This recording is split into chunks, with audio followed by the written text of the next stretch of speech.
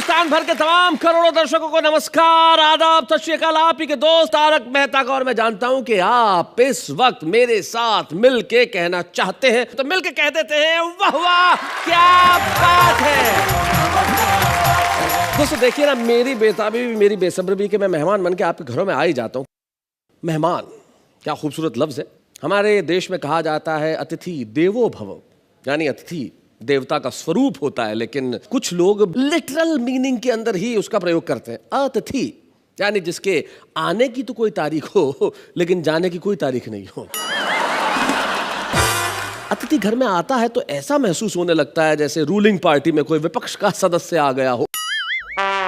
विपक्ष के सदस्य से मुझे याद आया, मेरी भी एक सदस्य है जो अक्सर मेरे विपक्ष में रहती है। आइए मैं बुलाता हूं उन्हें जो मेरे वामांग नहीं लेकिन दक्षिणांग रहती हैं।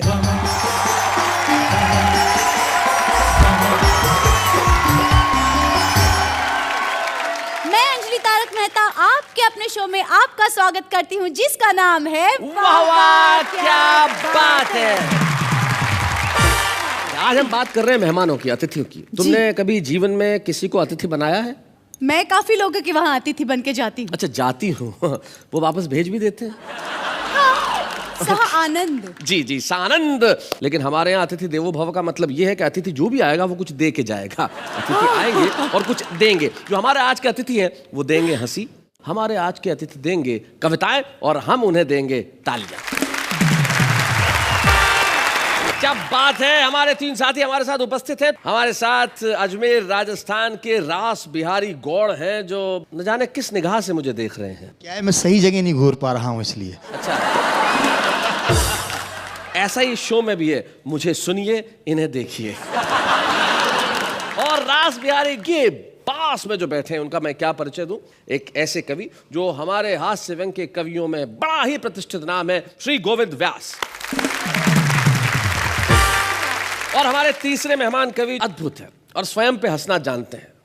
ये एक बार अपनी बहन के घर गए। अच्छा। हाँ, तो बहन के बच्चा उस वक्त इनसे जिद करने लगा कि मुझे चिड़ियाघर ले जाइए, बंदर दिखाइए, बंदर दिखाइए। तो इनकी बहन ने तुरंत कहा, बेटा क्या करते हो जब तुम्हारा मामा खुद घर पे आया है, और वो भी जीन्स पहन वो भी जीन्स पहन के, और तुम बंदर देखने चिड़ियाघर जाना चाहते हो। मतलब ये खुद पे हंसने की कला जो है, ये सिर्फ संदीप शर्मा में। हम जोरदार तालियों से स्वागत करते हैं संदीप शर्मा। अपराध बोध की व्यथा मिसरे बना गई और अनुभूति आत्मग्लानि की गजलें लिखा गई। क्या बात है भाई, और फुर्सत तो मुझे भी थी बहुत देश के लिए, जब पेट भर गया तो मुझे नींद आ गई। और जिन्होंने ये पंक्तियां रची वो हमारे बीच उपस्थित है। मैं चाहता हूं गोविंद व्यास आए और हम उनके लिए जोरदार तालियां बजाएं।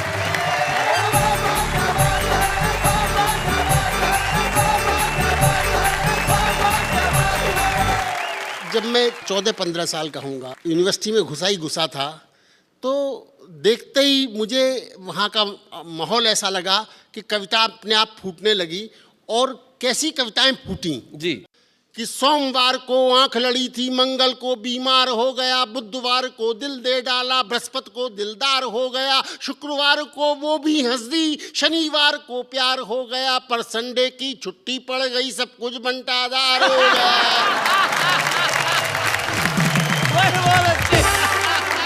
ये 45-50 वर्ष पुराना गोविंद व्यास था। लेकिन फिर ऐसा लगा प्रेम मोहब्बत और ये सब मजाक के साथ साथ कुछ आगे बढ़ना चाहिए जी। तो आगे बढ़ा तो मुझे लगा कि इस देश के बारे में, परिस्थिति के बारे में कुछ सोचना चाहिए। तो मैंने एक ऐसे व्यक्ति की दुर्दशा का सुखद चित्रण किया है। दुर्दशा का सुखद चित्रण किया है कि जो चुनाव लड़ता है और लड़ने के बाद हारता है और हारने के बाद उसकी क्या सदगति होती है, उसको आप मजा लीजिएगा। जी जी। कि मैं हार गया, मैं हाय इलेक्शन हार गया। हाँ। मुझको ऐसी उम्मीद न थी, यूं मेरी खाट खड़ी होगी। इज्जत की अर्थी निकलेगी और सूरत मरी मरी होगी। मैं खुद को जीता हुआ मान मालाएं पहले ले आया, माला पहनाने वालों को भी पैसा देकर बुलवाया। वो सब के सब अब कहते हैं हम अपनी ड्यूटी पालेंगे, तुम हार गए तो क्या गए जी, हम हार गले में डालेंगे। उनके मुंह से ये सुनते ही मुझको तो लकवा मार गया। मैं हार गया, मैं हार गया, मैं हाय इलेक्शन हार गया। एक एक वोट के लिए सुनो जेबों की खालिश की मैंने, और कल्लू मालिश वाले की घर जाकर मालिश की मैंने। पर है किस्मत की बात, कोई हथकंडा काम नहीं आया। नोटों के बदले वोटों का लेना बिल्कुल बेकार गया। मैं हार गया, मैं हार गया, मैं हाय इलेक्शन हार गया। इलेक्शन में कितना श्रम करना पड़ता है, परिश्रम करना पड़ता है कि बरसों तक मक्खनबाजी की, तब जाकर मुझको टिकट मिली। ये टिकट नहीं थी टिकट, अरे ये आफत मुझको बिकट मिली। हाथों में झंडे रखता था, झंडों में डंडे रखता था, डंडों को ठंडा करने को 200 गुंडे रखता था। अपनी मीटिंग में अपने में लड़के ले जाया करता था, अपने भाषण पर उनसे मैं ताली बजवाया करता था। पर खबर जमानत की सुनकर मैं अपनी आंखें फाड़ गया। मैं हार गया, मैं हार गया, मैं हाय इलेक्शन हार गया। और देखिएगा हारने के बाद क्या होता है जी, कि हमदर्दी रखने वाले अब आकर दर्द बढ़ाते हैं। हमदर्दी रखने वाले अब आकर दर्द बढ़ाते हैं। यह मेरी हार नहीं है जी, वे अपनी हार बताते हैं। घावों पर नमक छिड़कते हैं और मन ही मन मुस्काते हैं। मैं जान गया क्यों नेताओं के हार्ट फेल हो जाते हैं। अरे कर्जे वाले अब आएंगे, गुंडे भी मुझे निहारेंगे। यदि उनके पैसे नहीं दिए तो पटक पटक कर मारेंगे। उनकी पटकी से पहले ही मैं वेश बदल हरिद्वार गया। हार गया, इलेक्शन हार गया। एक बहुत छोटी सी कविता, ये कविता हास्य की नहीं बल्कि परिहास की कविता। जी जी सर। परिहास। इसमें हंसी नहीं आती, मुस्कुराहट पैदा होती। जी, ये मेरे जीवन की सबसे आखिरी हास्य कविता थी, क्योंकि इसके बाद मेरी शादी हो गई। इस कविता का शीर्षक है कुंवारेपन की आखिरी शाम। जी, कुंवारेपन की आखिरी शाम, तुझे मेरा सादर प्रणाम।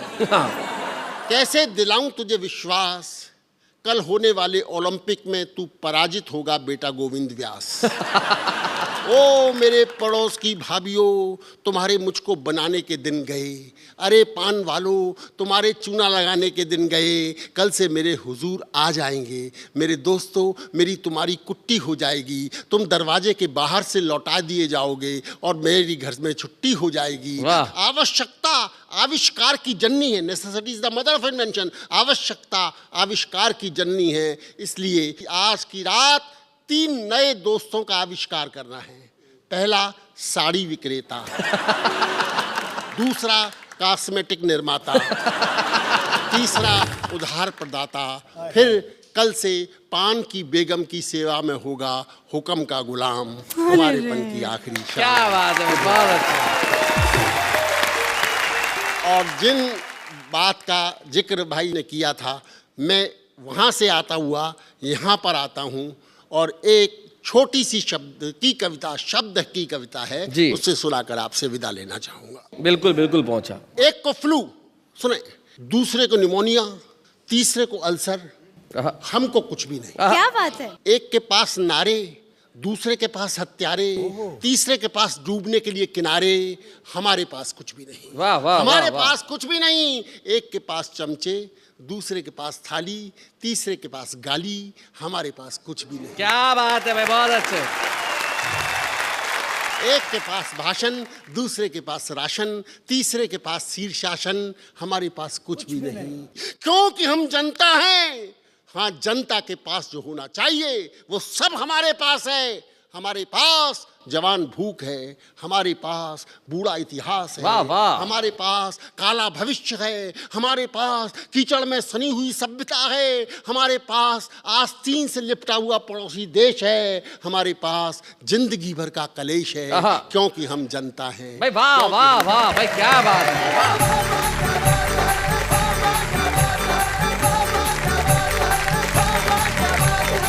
भाई सारी दुनिया के पास बहुत कुछ हो सकता है। उनके पास तरक्की है, उनके पास तकनीकें हैं, उनके पास शायद दुनिया में बहुत सम्मान है, लेकिन हमें खुशी है, हमारे पास सब कुछ है, क्योंकि हमारे पास आप जैसा मेहमान है। भाई क्या बात है।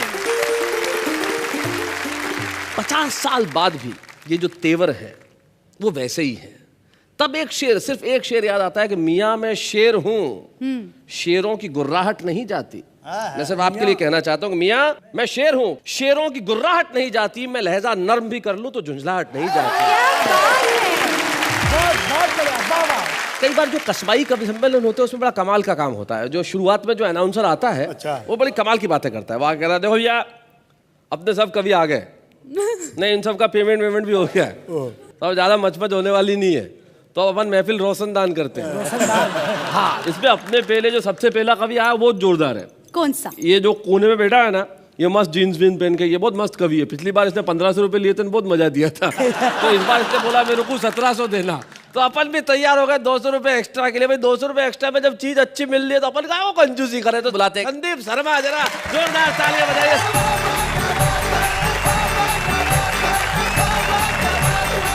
मेरे रेट को राष्ट्रीय स्तर पर खोल दिया 2 शून्य कम करके। बहुत कॉन्फिडेंस से काम करता हूँ, इतने कॉन्फिडेंस से काम करता हूँ कि अगर पूरे कॉन्फिडेंस से किसी जिंदे आदमी का श्राद्ध कर दूं तो भगवान की कसम वो अगले दिन मरा हुआ मिलता है। और जो लोग मेरी कविताओं में तालियां जोर से नहीं बजाते उनके कर दिया करता हूँ। बजाओ बजाओ बजाओ बजाओ, जोर से बजाओ। जितने डरपोक थे उनने सबने बजा दिया।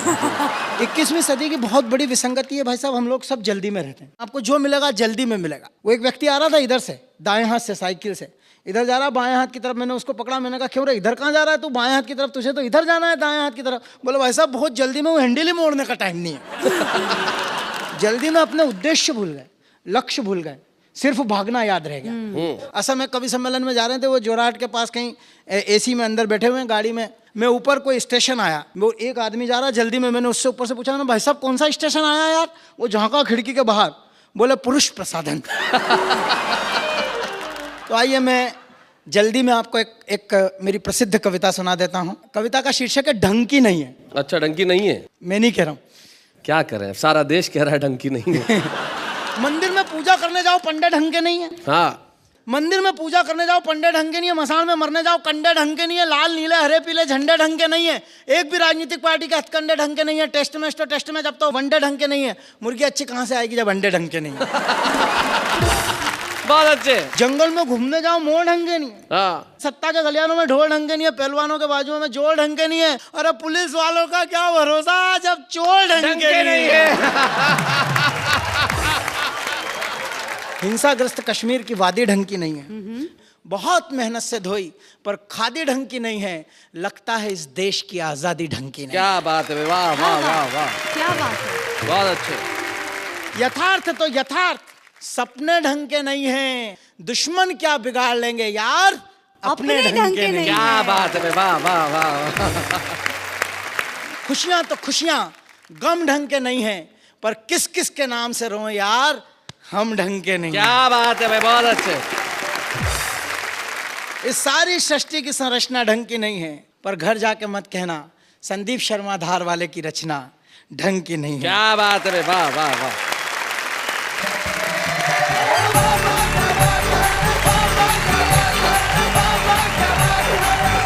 तो संदीप शर्मा, सारी महफिल में खत्म हो गई, हर आदमी की तन्हाई है और इन्होंने जम के तालियां बजाई हैं और ये तालियां ये कह रही है कि तुमने ढंग की कविता सुनाई है। भाई क्या बात है, बहुत बढ़िया संदीप।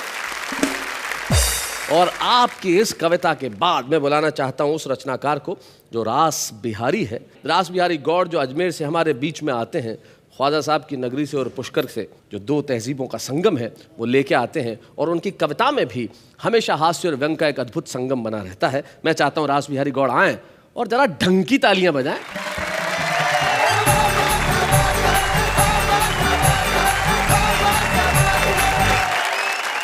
मैं आपको मेहमान बनने की छोटी सी कथा सुनाता हूँ, क्योंकि मुझे भी लगता है, आप सभी को लगता होगा ब्राह्मण के बेटे हैं, हमें भी ब्राह्मण के बेटे हैं, मेहमान कोई बना ले। मैं अपनी कहानी, मुझे भी मेहमान बनने की जैसी और मैंने मेहमान बनने की ठानी जी। सबसे पहले मैंने 1 नंबर दोस्त को फोन लगाया, मैं तुम्हारे घर मेहमान बनकर आ रहा हूँ हर हाल में।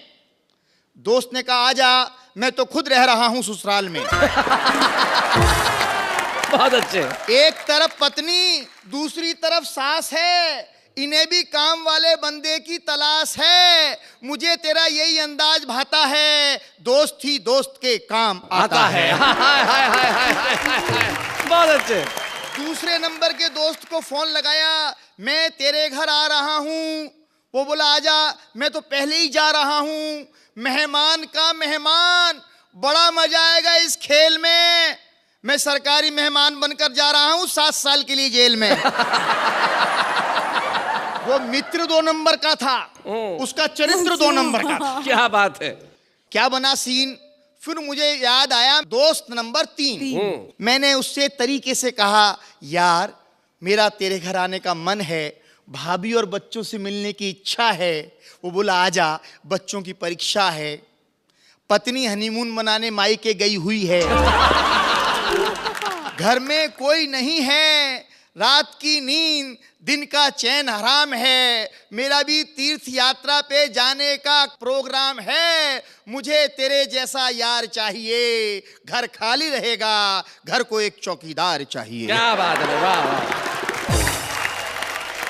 फिर आखिरी में मुझे याद आया कवि संदीप शर्मा।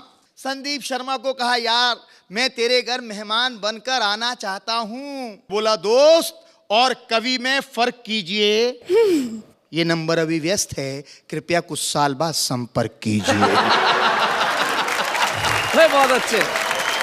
वैसे कहते हैं जिंदगी 4 दिन की है, आदमी 2 दिन का मेहमान होता है जी। तो एक शोक सभा पर भी एक मेरा मन है, जी, एक जी। कविता सुनाता हूँ। जी। जो रामलाल थे उनका स्वर्गवास हुआ और तीये की बैठक चल रही है, उठावना जिसे कहते हैं। कई लोग बैठे हैं, बोला यार आज रामलाल जी होते तो कितने खुश होते। मैंने कहा पागल, वो होते तो अपन यहाँ क्यों होते। अच्छा, लोग वहां भी व्यास जी अपने व्यापार की बात करते हैं। एक सज्जन मेरे पास बैठे, जैसे अभी आप मेरे पास बैठे थे, बात धीरे से करने। बोला यार रामलाल जी मरे, इनको 10 लाख का फायदा हो गया। मैंने कहा मरने के बाद 10 लाख का फायदा कैसे हो गया। बोला कुछ नहीं, मैं बीमा एजेंट हूं, इन्होंने मुझसे बीमा कराया था, इनके परिवार को 10 लाख रुपए मिलेंगे। मैंने कहा चलो ठीक है, परिवार को मिलेंगे। बोला बात ये नहीं है, कल आपके घर आ जाऊं। किसी की भी मृत्यु में हमारे मन में क्या ख्याल आता है। रामलाल जी तो प्यारे हो गए राम के, जाना इसलिए पड़ेगा क्योंकि उनके 3 बेटे, तीनों बड़े काम के। हाँ, क्या बात। एक म्युनिसिपल कॉर्पोरेशन में बाबू, वाह। दूसरा राजनीतिक सांड बेकाबू, तीसरा पुलिस वाला, और वहां मिलेगा मंत्री जी का साला। उससे मुलाकात हो जाएगी, लगे हा तो बीबी के तबादले की बात हो जाएगी। बन जाएगा हमारा काम, आम के आम, गुठलियों के दाम। दाम। क्या बात है भाई, वाह वाह, बहुत अच्छा। परिवार का मनोविज्ञान जी। जभी पत्नी बोली इस शाम को तीये की बैठक में जाओगे, चारों तरफ नजर फेंकना, कोई ढंग का लड़का दिख जाए तो देखना। बहुत अच्छे, बहुत बढ़िया। फिर संवेदना की बात आती है, कोई ढंग का लड़का दिख जाए तो देखना, मेरी बहन कुंवारी है, लड़कों की मारा मारी है, ऐसे मौकों पर अच्छे रिश्ते मिलते हैं, मौत के साए में अक्सर फरिश्ते मिलते हैं। वाह वाह वाह, बहुत अच्छे भाई, बहुत क्या बढ़िया। बात है। हम पहुंच गए ठीक 4:45 बजे, 5 बजे का समय। हम पहुंच गए ठीक 4:45 बजे। देखा रामलाल जी के तीनों लड़के सजे धजे ऐसे ही। रामलाल जी के तीनों बेटे सजे धजे, चमकीली चमकार ओढ़े। हमने उनको हाथ जोड़े, एक कोने में टिक गए। मन में तसल्ली हुई, चलो इनको तो दिख गए। तभी चला संवेदना का दौर, भाषणों का दौर, शोक संदेश पढ़े जाने लगे, कसीदे गढ़े जाने लगे। रामलाल जी के एक दोस्त श्यामलाल जी उनके लिए बोलने लगे, बोलकर पोल खोलने लगे। बोले मेरे दोस्त रामलाल को मौत से बड़ा लगाव था, अच्छा, मरने का बड़ा चाव था, बचपन में अंग्रेजी की टीचर पे मरता था। जवानी में जवानी की भूलों पर मरने लगा, क्या बात है, बुढ़ापे में उसूलों पर मरने लगा, वाह। और परसों फाइनली मर गया। लोग जिंदगी से डरते हैं, वो मरकर मौत को अमर कर गया। वाह वाह वाह, बहुत बढ़िया। समाज के माध्यम से राजनीति पर व्यंग। एक नेताजी तो भावनाओं में बह गए, बहते बहते कह गए रामलाल जी का सम्मान घटने नहीं देंगे। मर गए तो क्या हुआ, वोटर लिस्ट में से उनका नाम कटने नहीं देंगे।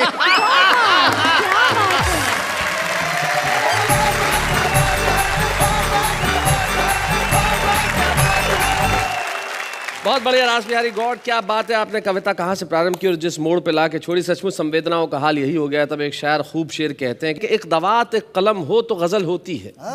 एक दवात एक कलम हो तो गजल होती है, जब ये सामान बहम हो तो गजल होती है। भूख, गरीबी, मुफलिसी, मरज, बुढ़ापा, औलाद, दिल को हर किस्म का गम हो तो गजल होती है। क्या बात है। वैसे एक बात बताना चाहूंगी, मारवाड़ी लोग, आप हमेशा मारवाड़ी मेहमानगिरी, मारवाड़ियों के विषय में कहते रहते हैं जी। आपके घर भी मेहमान आते होंगे तो आपको बहुत परेशानी होती होगी ना, ये खिलाओ वो खिलाओ, हाँ सा ना सा। जी नहीं, मेहमान आते तो परेशानी हमें क्यों? क्यों? परेशानी उसे। कैसे? जो आए, मेरे घर मेहमान आए तो मेरे पिताजी ने कहा इनके लिए कुछ लेके आ, मैं टैक्सी लेके आ गया। इससे बढ़िया मेहमान नवाजी क्या होगी बताइए। लेकिन आपने ये जो मेहमान नवाजी का नया लफ्ज हिंदी भाषा को दिया है, मेहमानगिरी, गांधीगिरी, जी जी जी, गुंडागिरी, दादागिरी, मेहमानगिरी, भाई वाह वाह। अरे हिंदी साहित्य आपका सदैव ऋणी रहेगा। क्या शब्द दिया है आप। नहीं, हिंदी साहित्य कर रहा है आपको प्रणाम। हम लेते हैं एक अल्प विराम। वैसे एक बात बताइए जी, अपने मेहमानों के वहाँ मेहमान जाते होंगे तो क्या हाल होता होगा?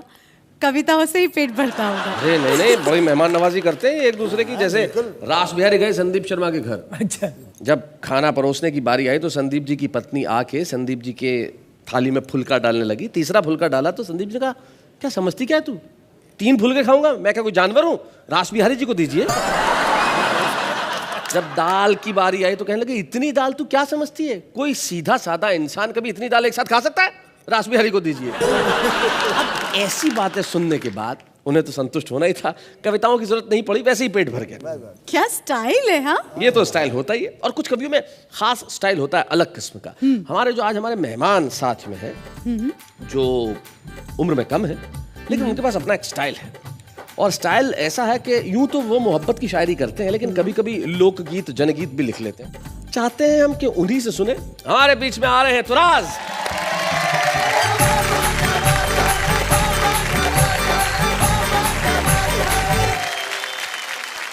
मेरा आप सबको बहुत बड़ा और सेहतमंद आदाब, और उसके बाद मैं अपनी बात शुरू करता हूँ। दिल और निगाह भी ना रहे इख्तियार में, दिल और निगाह भी ना रहे इख्तियार में, पत्थर का हो गया हूँ तेरे इंतजार में। शुक्रिया।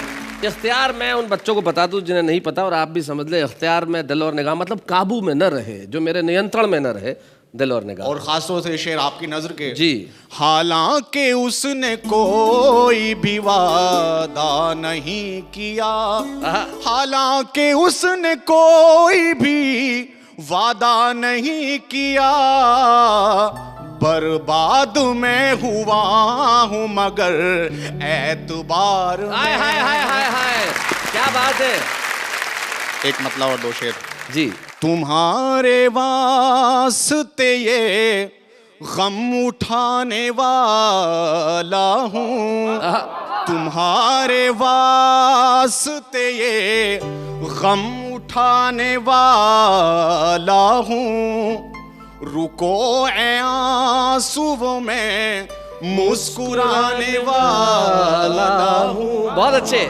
उदासियों से कहो जश्न कल की शब कर लें, उदासियों से कहो जश्न कल की शब कर लें, मैं रोज रोज कहाँ मुस्कुराने वाला हूँ। भाई क्या बात है। एक मतलब और 2 शेर। जी। खुशी हमदम अगर होती मुझे रोने को क्या होता, वाह। खुशी हमदम अगर होती मुझे रोने को क्या होता, उसे गर पा लिया होता तो फिर खोने को क्या होता। क्या बात है। वाह वाह वाह। वो मुझसे दूर ना होते मैं उनसे दूर ना होता, ये अनहोनी नहीं होती, तो फिर होने को क्या होता। और आखिरी शेर जी। यूं ही बंजर पड़े रहते तुम्हारे खेत सदियों तक, यूं ही बंजर पड़े रहते तुम्हारे खेत सदियों तक, मैं मिट्टी में नहीं मिलता, तो फिर बोने को क्या होता। अरे वाह वाह वाह। तुराज, आप यहाँ आज आए भी, आप मुस्कुराए भी, और हम सबको मुस्कुराने का सबब भी दिया। यहाँ आने के लिए, सुनाने के लिए, और हमारे चेहरों पे तबस्सुम छोड़ जाने के लिए बहुत बहुत शुक्रिया। Thank you so very much.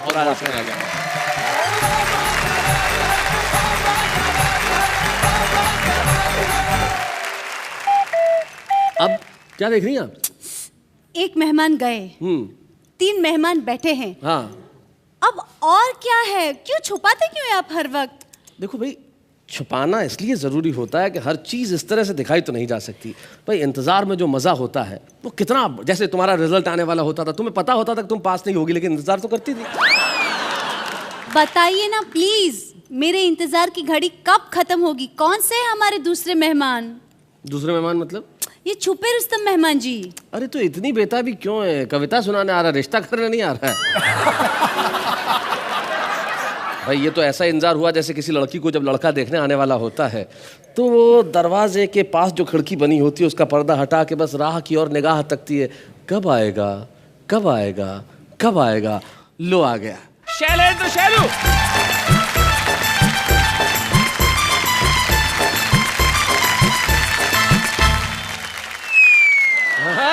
भाई शैलेंद्र, नॉर्मली लोग जब आते हैं तो अपना चश्मा उतार के आते हैं, आपने यहाँ आके लगाया है, भाई खास बात? सर आप हैं उल्टा चश्मा से। अच्छा। और उल्टा चश्मा के आगे सिर्फ एक ही व्यक्ति टिक सकता है, सीधा चश्मा। बहुत अच्छे।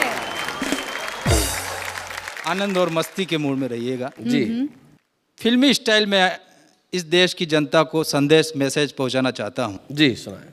और ये मैं क्या है कि बीच बीच में गियर भी बदलूंगा। अच्छा। ये गियर है। First gear. शेलू कहे हमारी बातें अधूरी सारी, मैं सबको जानता हूँ इनको तो है बीमारी।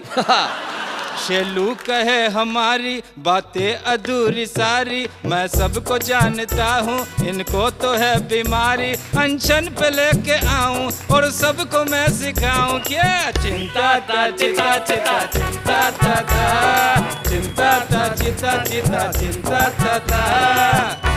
अरे कुर्सी का रोब है, लोकर में नोट है, भ्रष्ट मिजाज है, अक्ल से ठोटी है।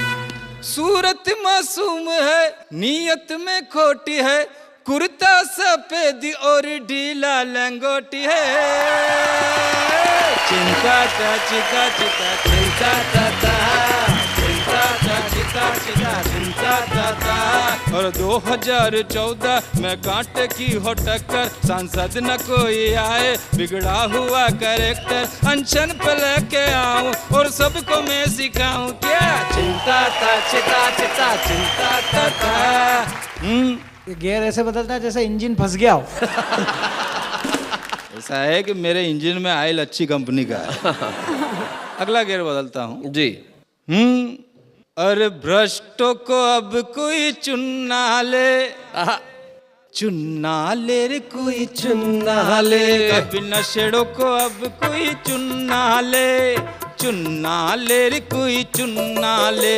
इनमें तो अब कोई दम नहीं, अब इनके भरोसे हम नहीं। भ्रष्टों को अब कोई चुनना ले, चुनना ले रे कोई चुनना ले। अरे बातों के बदले वोटों से लो काम, वरना देश को कर देंगे बदनाम। क्या बात है। अरे संसद मुल्क की सबसे ऊंची शान, उसमें लुटेरे बैठ गए शैतान। क्या बात है। हो बेईमान तुम, नादान हम, हैवान तुम, इंसान हम।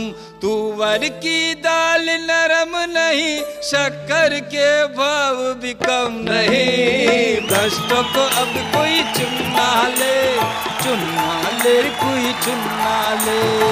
क्या बात है भाई, वाह वाह वाह, बहुत अच्छा। जब तुम कविताएं पढ़ रहे थे, मैं जानता हूं गोविंद व्यास जी के मन में उस वक्त क्या चल रहा था।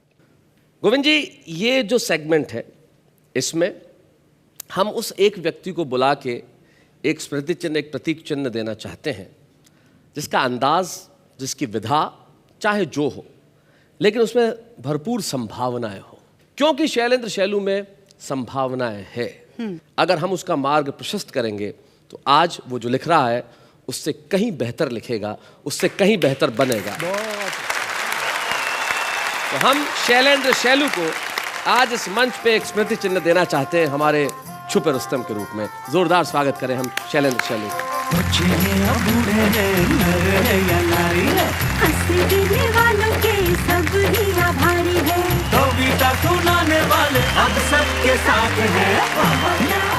भाई क्या बात है, आज हम आपके घरों में मेहमान बन के सिर्फ आए नहीं हैं हंसाने के लिए, लेकिन साथ में कुछ ऐसे मेहमान भी लेके आए हैं जो आपको दे रहे हैं सिर्फ हंसी ही नहीं, साथ में संदेश भी, उसी कार्यक्रम में जिसका नाम है वाह वाह क्या बात है। मेहमानों की बात चल रही है तो मेहमान नवाजी का मौका हमको भी दीजिए। आप भी कभी हमारे घर आइए। अरे आप घर की बात कर रही हैं, आप दिल में बुलाइए। जब आना ही है तो आदमी घर आके क्या करेगा, फिर हम आपको देते हैं मेहमान नवाजी का मौका। लेकिन इस वक्त हम मेहमान नवाजी करना चाहते हैं हमारे उन कवियों की जो यहाँ नहीं है लेकिन कहीं कहीं है। उनके भीतर एक कवि, हमारे देश का आम व्यक्ति जब कविता करता है तो क्या करता है, जरा देखते हैं। तितली उड़ी, बस में चढ़ी, सीट ना मिला तो रोने लगी। कंडक्टर बोला बैठ मेरे पास, तितली बोली हट बदमाश। तुझे पाने के लिए मैं कुछ भी करूँगा, तेरे प्यार में जीऊँगा, तेरे प्यार में मरूँगा। फिर भी तू ना मिली तो कोई गम नहीं, ये फार्मूला मैं किसी दूसरी पे ट्राई करूँगा। मच्छर ने जो काटा वो उसका जुनून था, चाकर भी नहीं मार पाया उसको, क्योंकि उसकी रगों में मेरा ही खून था। तुम्हारी याद दिल से जाने नहीं देंगे, तुम्हारे जैसा दोस्त खोने भी नहीं देंगे। रोज शराफत से SMS क्या करो, वरना एक कान के नीचे देंगे और रोने भी नहीं देंगे।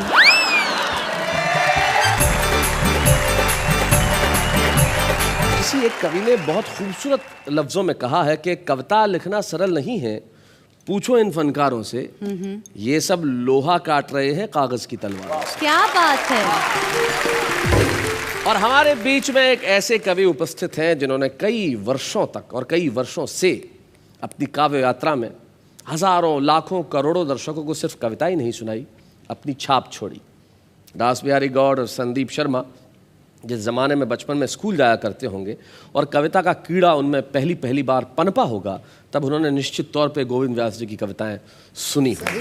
और आज गोविंद व्यास जी इस मंच पे उपस्थित है और हम लोग आज इस वाह वाह क्या बात है कि मंच पे आपको सम्मानित करके हिंदी कविता का सम्मान करना चाहते हैं। हम जोरदार तालियों से स्वागत करें गोविंद व्यास जी।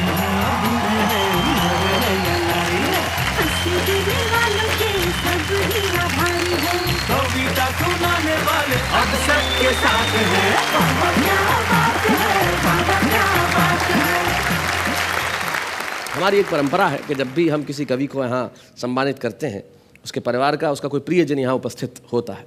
गोविंद व्यास जी की पत्नी अस्वस्थ होने की वजह से नहीं आ पाई, तब इन्होंने कहा कि मेरा सहायक, मेरा निजी सहायक, मेरा PA जो पिछले 17-18 वर्षों से मेरे साथ है, वो मेरे लिए मेरा परिवार ही है। हम गोविंद व्यास जी के सहायक श्री मीन लाल, जिसे गोविंद व्यास जी प्यार से रामू कहते हैं, उसे यहाँ बुलाएं।